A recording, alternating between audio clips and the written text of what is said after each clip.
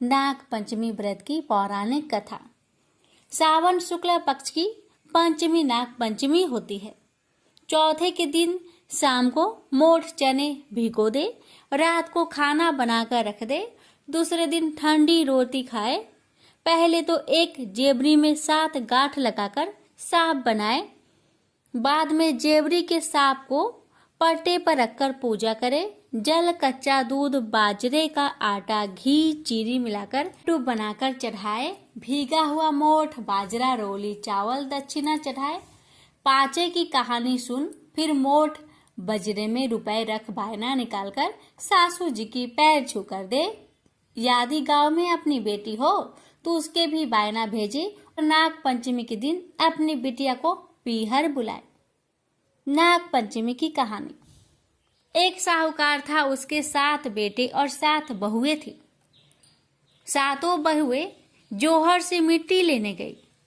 वही मिट्टी में से एक सांप निकला। सारी देवरानी जेठानी सांप को मारने लगी, तो छोटी बहू ने सांप को मारने नहीं दिया।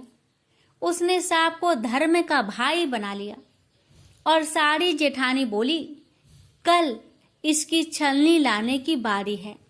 वहां पर सांप निकलेगा और इसे डस लेगा।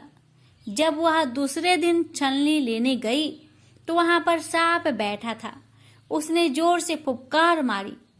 वह बोली, भाई जी राम राम। सांप बोला, तूने मेरे को भाई बोल दिया, नहीं तो मैं तेरे को खा जाता। वह बोली कि तुम मेरे धर्म के भाई हो और मैं तुम्हारी धर्म की बहन, इसलिए तुम मेरे को कैसे खा जाते। वह घर आई तो उसे देखकर जेठानियां बोली कि इसे तो सांप देवता ने नहीं खाया। वहां से भी वापस आ गई। थोड़ी देर बाद सांप धर्म का भाई बनकर उसको लेने आ गया और बोला कि मेरी बहन को भेज दो। तब जेठानियां बोली कि हमारे तो पीहर भी है, तभी भी कोई लेने नहीं आया, और इसका पीहर नहीं है तब भी इसका भाई लेने आ गया। बाद में उसको सिर धोकर, मेहंदी लगाकर और सामान इकट्ठा करके भेज दिया। पीहर पहुंचकर सांप की मां ने उसकी खातिर की। एक दिन उसकी पड़ोसन से लड़ाई हो गई तो उसका धर्म भाई अपनी मां से बोला कि अब बहन को ससुराल भेज दो। उसे बहुत सारा धन देकर भेज दिया। तब वहां पर ताई चाची बोली कि बहू, तेरा भाई बहुत लाड़ चाव करता है और तेरे को 6 कोठी की ताली भी दे दी, परंतु 7वें कोठी की ताली नहीं दी। तब वह अपने मन में बोली कि भाई ने मुझे 7वें कोठी की चाबी क्यों नहीं दी। भाई बोला कि यदि तू 7वें कोठी की ताली लेगी तो पछताएगी, परंतु वह बोली कि मैं तो लूंगी। तब उसने चाबी लेकर खोलकर देखा, इसमें एक बूढ़ा अजगर सांप बैठा है। अजगर ने उसको देखकर फुफकार मारी तो वह बोली, बाबा जी राम राम। अजगर बोला, तूने मुझे बाबा जी कहकर बुलाया, नहीं तो मैं तुझे खा जाता। वह बोली, खाते कैसे, मैं तुम्हारी धर्म की बेटी हूँ और तुम मेरे धर्म के पिता। बाद में वह बहुत सारी धन दौलत लेकर अपने ससुराल आई। सारी जेठानियां बोली कि अपना तो पीहर था, तब भी बाप भाई नहीं लेने आया, और इसका पीहर नहीं था तब भी यह बहुत सारी धन दौलत लेकर आई है। दूसरे दिन उसके बच्चों ने अनाज का बोरा गिरा दिया। तब उसकी ताई बोली कि तेरा तो नाना मामा है, से सुनता होगा, वह सोने चांदी की अनाज की बोरी मंगवा कर दे जाए। तुम हमारा अनाज नहीं गिराओ।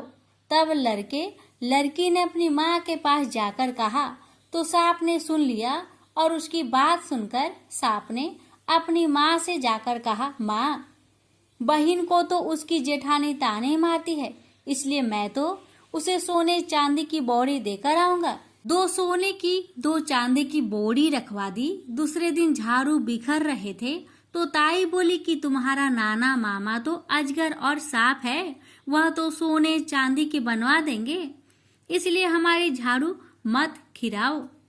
अब सांप अपनी माँ से फिर जाकर बोला कि बहन को तो और ताने मार रही हैं, इसलिए मैं तो सोने चांदी की झाड़ू देकर आऊंगा, और झाड़ू बनवा कर दे आया। तब तब यह देखकर जेठानी ने ताने मारने बंद कर दिए। तब जेठानी ने राजा से जाकर कहा कि हमारी देवरानी के पास तो 9 लखा हार है, वह उसके क्या अच्छा लगेगा, वह तो रानी के अच्छा लगेगा। उसने साहूकार के बेटे की बहू को बुलवाया और कहा कि वह हार तेरे अच्छा नहीं लगेगा, इसलिए वह हार मेरी रानी को दे दो। उसने हार निकालकर रानी को दे दिया और मन ही मन बोली कि यह हार मेरे गले में रहे तो हार रहे और रानी के गले में नाग बन जाए, और हार देकर जाने लगी। रानी के गले में हार पहनते ही हार सांप बन गया और काटने लगा। रानी चिल्लाई कि साहूकार के बेटे की बहू को बुलाओ कि वह मेरे ऊपर क्या जादू टोना कर गई है। राजा ने साहूकार के बेटे की बहू को बुलवाया और पूछा कि तू क्या जादू टोना करके गई जो रानी के पहनते ही हार सांप बन गया। उसने कहा कि मेरे पीहर नहीं था तो मैंने सांप को भाई बनाया था, मुझे तो सांप देवता ने ही हार दिया था। राजा ने यह बात सुनकर हार वापस दे दिया और साथ में एक हार और दिया। यह देखकर देवरानी जेठानी ने सोचा कि यह तो राजा रानी से भी नहीं डरी और उसके पति को भी सिखा दिया और कहा कि यह धन कहाँ से लाती है। तो रात को उसके पति ने उसे बहुत मारा और पूछा कि तू धन कहाँ से ले आई। उसने अपने पति को सारी कहानी बता दी और कहा यह धन तो मुझे सर्प देवता ने दिया है। उसके पति ने सारे गांव में ढिंढोरा पिटवा दिया कि सब कोई नाग पंचमी को ठंडी रोटी खाए, बायना निकाले। इस कहानी को जो कोई पढ़ता और सुनता है उसकी नाग देवता की कृपा से सब मनोकामनाएं पूर्ण होते हैं। प्रेम से बोलिए नाग देवता की जय हो।